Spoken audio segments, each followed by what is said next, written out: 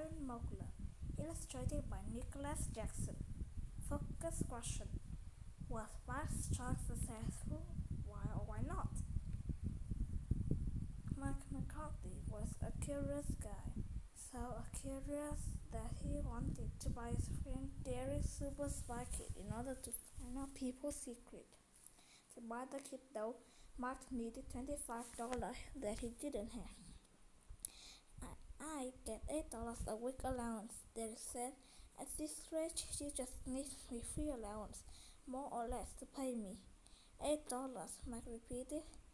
What did you have to do to get that? Derek shook from a salt peanut shell and shook his head. Nothing, he said, but I know how families like yours works. But with chores and stuff, he struggled. How many of our loans will it take? 10, Mark said grimly. Derek shook his head. Negotiate a raise. I tried to negotiate that man with the tooth fairy, Mark said. She was one tough customer. Derek shook his head again. Forget fairies, he said. Parents are softy by the comparison. You just need to show them what you bring to the table. Table? Mark asked.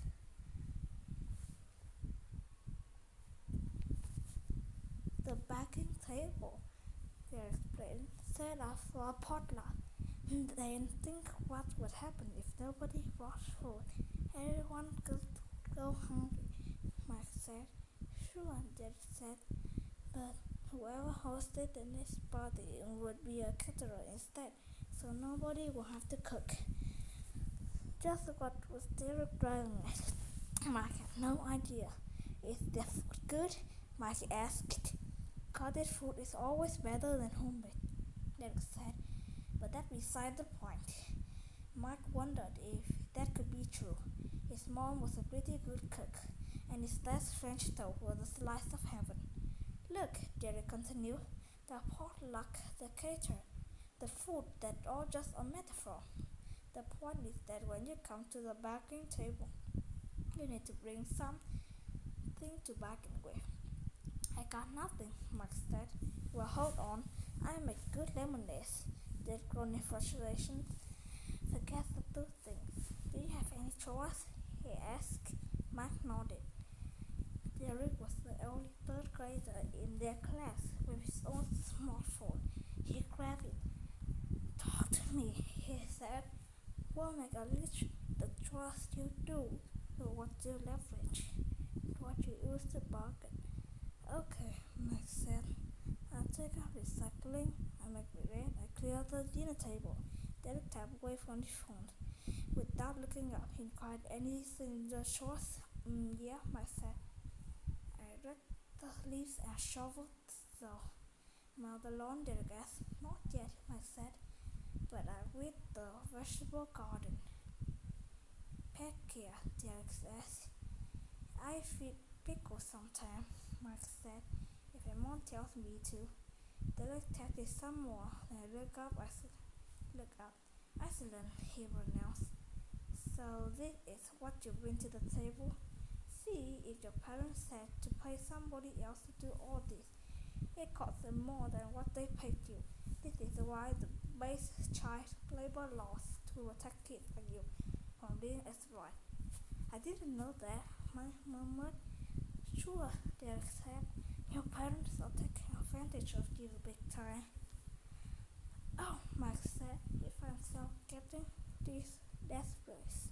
Stay with me here, Derek said. Because this all gonna change really soon.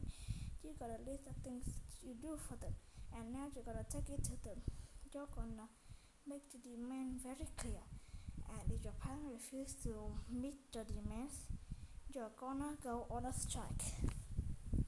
I am? Mark asked. You don't have a choice, Derek said. You don't want to be oppressed, do you?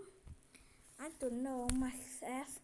And he didn't know what upset me. He just knew he felt depressed. Derek spent the next several days coaching Mark. By the weekend, Mark felt hurt and ready to take on his parents. He began at After Saturday breakfast, we need to talk. Slowly, very his parents first emerged from behind two sections of the newspaper.